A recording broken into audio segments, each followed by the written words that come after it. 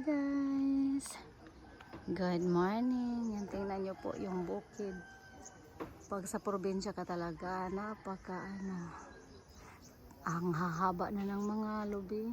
Ayan, alam nyo yung yung bagyong Udit, yan yung may nyug na doon sa taas, oh. Tapos natumba siya. Tapos alam nyo, talagang parang binarbecue yung bahay namin. Kasi pumasok yung sa bahay namin yung niyog. Buti at yung mama at papa ko nakatayo sila parang walang 5 seconds. Ayan, ang lakas ng tunog. Tapos pag nila, yung pagkapa-kapa nila, niyog, ang haba. Sus, kung hindi sila nakatayo, naku, lahat sila na nakahiga. Iwan ko na lang. Parang naiiyak ako pag maalala ko. Ayan, tingnan nyo po ang laki. Laki niya, oh. Dalawa yan. Dito tayo. Laki naman. Yan, pag magkugi ka talaga, tingnan nyo. Pag magkugi ka talaga, may maaani. Pag may itinanim, may aanihin. Ayan, ganyan lang. Yan. At tapos ang daming mga moringa kasi. Oh, tingnan nyo. Ngayon ko lang talaga to nakita. Tapos alam nyo ba, nung elementary ako, magtanim talaga kami nito sa anong tawag dyan, sa garden, sa school. Ayan, pero dito sa amin, ayan, kahit saan yan. Tambal to, gamot to ng yung pag anong tawag dyan, yung masusugatan. Ayan, ito, gamot to, yan. Itinitanim to, tapos ang mahal kaya nito nung pag ibibinta na, pag pinaprocess na. Yan, di po ba? Sino nakakilala niyan? Yan. Yan. Anong tawag sa inyo nito? Yan, mga ganyan, oh. Tinatanim pa to sa harden. Tapos dito, hindi na to tinatanim. Tapos ang daming nito. Yung magagamitan. Yan. Kami dati pag masusugatan kami, ayan, kuha lang kami ng mga nito, yung ganito, mga udlot. Udlot to, yan, ganyan. Yan, damihan namin. Yan, mga ganyan, ganito. Yan. Tapos kinukuso-kuso namin. Kasi pag kinukuso-kuso mo to, may na to, yung parang liquid. Tapos yun, tambal mo, igamutin mo yung sugat mo. Ayun. Maano na siya. Talagang ma-okay na. Yan. Tapos ang hapde pati. Yan. Ang ganda lang dito talaga. Nako, pag wala yung punong kahoy na yan, kitang-kita yung syudad dito eh. Oh. Nasa bundok talaga kami. Yung mga namin dito. Oh, ang ganda ng flower, oh. Tapay-tapay ba yan? Yun, tapay.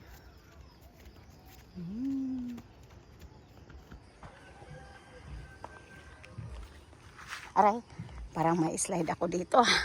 Wow, may din. Ayan, may agbati din si mama, oh. Yan, tingnan nyo. May agbati din yung mama ko dito. Tapos may moringa. Tapos may gabi. Tapos may papaya. Lahat na mayroon. Ay, may tabios. Pwede na to Ganito yung tabios eh. Tingnan nyo. Ipapakita ko sa inyo yung tabios. Ayun, ganito ang tabios. Yan, tanawa, oh. Yan.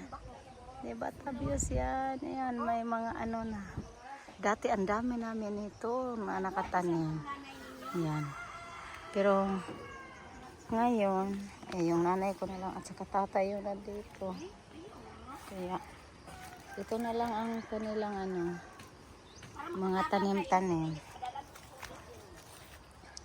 Yan, mga kapitbahay namin, yun lang. At saka yung kapatid ko na lalaki. Ayan, tingnan niyo po yung bukid. Ang ganda lang talaga. Ayan. Makita sana yung syudad. Pag walang kaya ganyan po nung kahoy, kitang-kita yung syudad eh. Yun, ang liit lang yung makikita nyo. Ayan, tingnan. Ang liit lang ang makikita. Ayan. Ang maririnig mo lang talaga dito, mga huni ng ibon, yung mga ganyan-ganyan. Daming yung mga tingog ng mga chicken. Oo, wow! May kalbasa din. Oo, kalbasa to eh, kahit saan lang talaga pag may buto-buto. Ayan. Nakikita mo talaga. Yung mga pag nandito ka sa bukid, ay may ako. Ipapatanim ko yun sa papa ko. Yung dala ko na durian. Itumubo kasi doon yung buto niya. Itinisok ko doon sa tinisukan ng halaman. Ayun. Lumaki. At dinala ko dito sa amin. Yan ang namin. Madaming dito yung mama ko. Anong tawag dyan? Yung ganyan, oh. Yung hala, ayog ilabay tong iyahang kinaan ka na ingon ana. Kuan man to. Kay ngano? Ayog ilabay kay ngano? Ilaw man to. Dili oy kanang makuan. Ala, makuha jud mo bay. Kanang tanawa mga kuan man. Ayog ilabay ang mga liso yan si. Okay. Nara dito ang uban. Ayog ilabay kay mahimo man ang tabliya. Mo man ay hilumuong tabliya kanang kakao nga kinaan tapos ang liso ana imo na sang ibulad then pagkahuman sang hagon na pod tapos mao na siya ipagaling na dayon para makuan mahimo siyang tabliya. Yon ang ginagawang tabliya. Yan, tingnan nyo po ang dami nito. Dati maganda to kasi may siya yung pala-pala, yung ginagawang bahay-bahayan nila. Tapos ngayon, dumating si Odette. Ayun talagang natumba siya. Dami, ang ganda nito dati, nung bago pa to. Anong tawag niyan? Yung ganito, oh. Ang sarap, dragon fruit. Ayan, dragon fruit pala yan. Tingnan nyo po yung dadaanan namin. Yun. At yun ang bahay ng kapatid ko. Na pangalawa. Galing sa panganay. Siya po ang pangalawa. Yan yung bahay, yung nila. Ground. Yan, alam nyo ba ako pa nito nagtanim dati? O ilang years na to. Yung pa ako, dito pa ako nakatira. Yung elementary at saka high school. Dito ako nag-high school eh. Tinamnan ko talaga to. Yan. Tapos ayun na, lumaki na siya. O kasi ang dati, ka talaga kasi ang handid dito yun. Handid. O yan, tingnan nyo po ang dyan. Buti na nga ngayon, hindi na gaano siya yung handid. Kasi yung mga soil niya dyan. Hindi na kasi ito na uuma eh. Dati inuuma to. Ay, hindi na pala ganun kahandig talaga. Yan. Ang ganda lang talaga pag nandito tayo sa probinsya, no. Ayun ang syudad dito. Yan, tingnan niyo. Papakita ko po sa inyo. Yun daw ang Gaisano eh. Yan. Saan yan? Yan. Yung malaking atop yan. Gaisano daw yan. Ito, sandali. Bakit ang luhag? Yan. Makita yung syudad. Saka dagat yan. Yan, dagat na yan. Yung parang planta yun. Parang dyan nagtatrabaho si idol kaisar namin ni Ponce yan. Parang ang planta yan eh. Oh. Yun. Tingnan nyo po.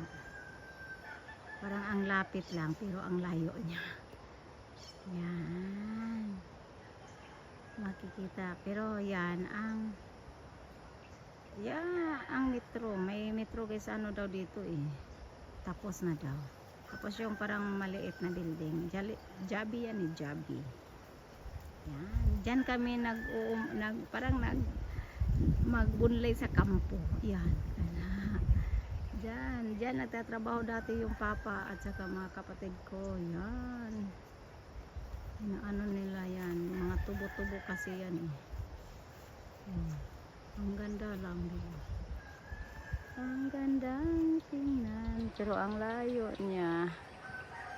Yun. Yung mga silingan-silingan namin dito. Yan, pag may emergency, magsingkit ka lang dyan. Ay! Tulungan nyo kami. Ayan. Marinig naman yun. Kasi, nasa kabila lang talaga sila. Yan, tingnan nyo yung mga nyug-nyug dito. Ang green grass talaga. Yan, may dagom na naman, oh. Pag punta namin dito, kagabi, naku, 1 AM in the midnight. Diyan yung sapa. Pag malakas yung, diyan kami naliligo. Diyan, sa sapa dyan. Sandali, makikita ba kaya yun? Parang tingin ko hindi makikita yung sapa eh. Basta dyan banda kami naligo. Tapos siningkitan kami ng papa ko kasi ang lakas na tubig. Oh my God, Lord. Yan, hanggang dito lang po. Maraming salamat. Bye.